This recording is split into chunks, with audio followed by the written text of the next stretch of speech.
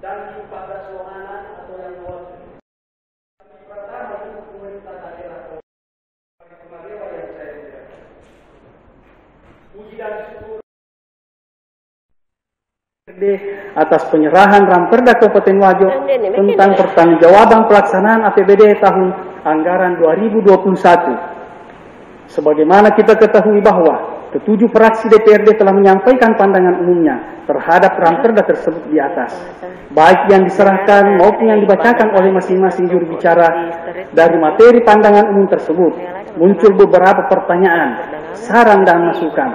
Di samping itu dikemukakan pula analisis berdasarkan sudut pandang dan kebijakan masing-masing fraksi.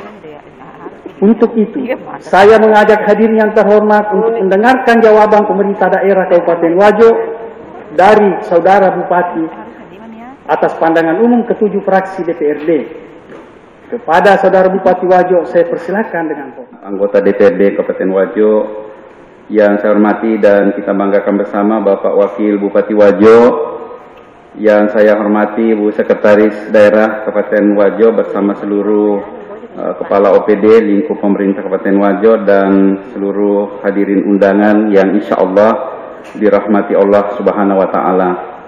Marilah kita bersama-sama memanjatkan puji dan syukur atas kehadirat Allah Subhanahu wa Ta'ala karena berkat limpahan rahmat dan karunia-Nya sehingga pada saat ini kita dapat berkumpul dalam rangkaian rapat paripurna DPRD menjawab dan menanggapi pemandangan umum fraksi DPRD Kabupaten Wajo atas rancangan peraturan daerah Kabupaten Wajo tentang laporan pertanggungjawaban pelaksanaan APBD tahun 2021. Begitu pula salawat dan taslim kita kirimkan kepada Rasulullah Muhammad Sallallahu Alaihi Wasallam. Pimpinan rapat paripurna Dewan yang saya hormati, sebelumnya saya ingin menyampaikan terima kasih dan penghargaan atas pemandangan umum dari semua fraksi DPRD Kabupaten Wajo terhadap pengajuan Ranperda oleh pemerintah Kabupaten Wajo, dan tentunya terima kasih atas apresiasi dari seluruh fraksi atas rancangan peraturan daerah yang telah memenuhi unsur kepatuhan serta apresiasi atas pencapaian predikat opini WTP pada laporan keuangan pemerintah Kabupaten Wajo tahun anggaran 2021 oleh Badan Pemeriksa Keuangan. Selanjutnya tanggapan dan jawaban saya pada pemandangan umum fraksi DPRD Kabupaten Wajo sebagai berikut. Berdasarkan pemandangan umum fraksi, kami pemerintah Kabupaten Wajo mengapresiasi atas saran dan tanggapan dari fraksi Partai Nasdem, fraksi Gerindra dan fraksi PKB terkait dengan optimalisasi PAD. Hampir semua tadi fraksi di mana masih terdapat pencapaian target yang belum optimal, terutama dari pos retribusi daerah pada beberapa OPD tertentu, diantaranya retribusi pelayanan pasar yang tidak mencapai target disebabkan karena adanya pembangunan atau rehabilitasi beberapa pasar rakyat, dan tentunya akibat pandemi COVID yang membuat kelesuan aktivitas pedagang di pasar, serta adanya perubahan perda tentang retribusi dan beberapa kebijakan-kebijakan yang ada. Untuk lain-lain PAD yang sah, diantaranya denda keterlambatan pelaksanaan pekerjaan yang tidak mencapai target disebabkan karena belum ada data yang akurat sebagai pedoman penentuan target anggaran, serta adanya denda keterlambatan yang sudah lama pada pihak ketiga.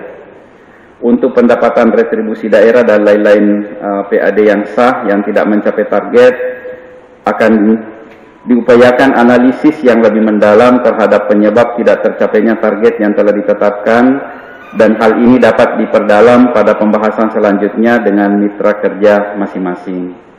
Pimpinan rapat paripurna Dewan yang saya hormati, selanjutnya terhadap pemandangan umum fraksi Demokrat terkait dengan BUMD yang selama ini yang belum pernah memperoleh laba. Hal ini tentu menjadi perhatian khusus bagi pemerintah Kabupaten Wajo untuk lebih memperhatikan dan tentu berusaha semaksimal mungkin untuk mencari solusi terbaik, memaksimalkan peran dan fungsi kedua BUMD kita, seperti untuk PDAM yang terus melakukan pembenahan. Bahkan kami selalu juga mendapatkan laporan kalau upaya-upaya menuju PDAM sehat, karena banyaknya tunggakan-tunggakan yang ada.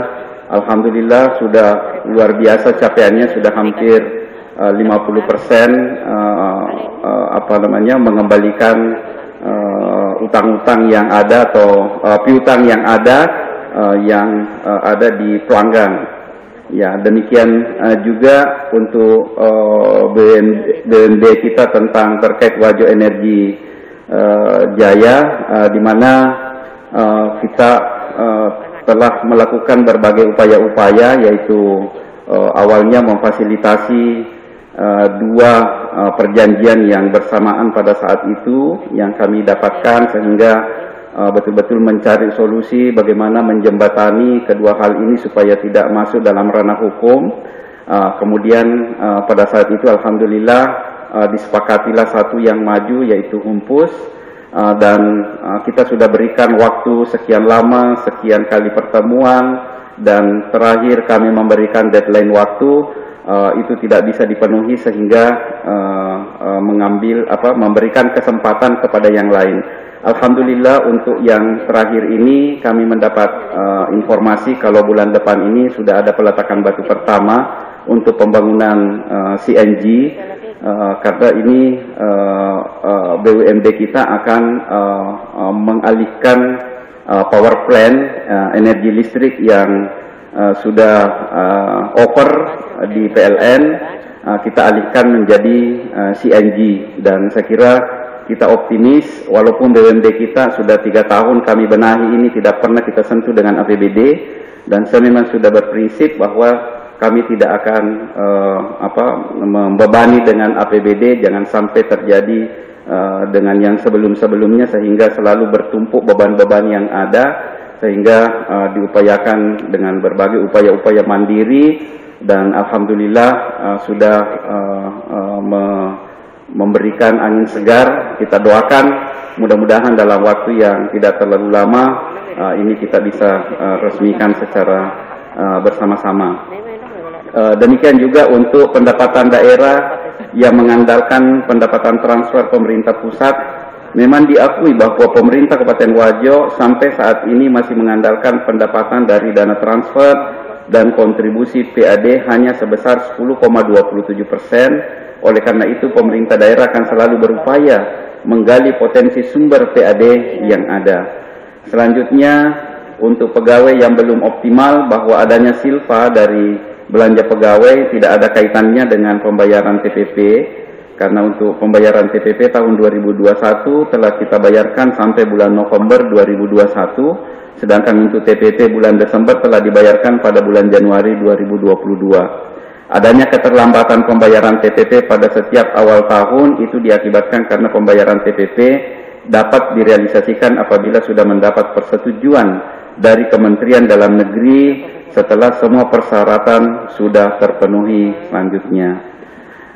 Bahwa adanya silpa yang besar disebabkan adanya beberapa kegiatan yang memang tidak bisa dilaksanakan akibat adanya bencana banjir. Kita masih ingat tahun lalu bagaimana potensi banjir hampir setahun itu berulang kali, barangkali sampai 5 kali, ya, sehingga baik itu kegiatan-kegiatan yang didanai oleh pinjaman PEN, bantuan keuangan provinsi, DAK, maupun kegiatan-kegiatan yang didanai oleh APBD sendiri.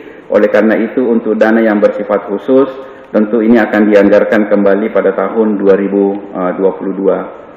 Pinjaman daerah yang realisasi hanya 70% disebabkan karena ada beberapa kegiatan yang tidak bisa dilaksanakan sesuai perencanaan disebabkan faktor alam yaitu banjir. Disarankan oleh pusat untuk pindah ruas tapi harus asistensi ulang yang prosesnya sangat panjang.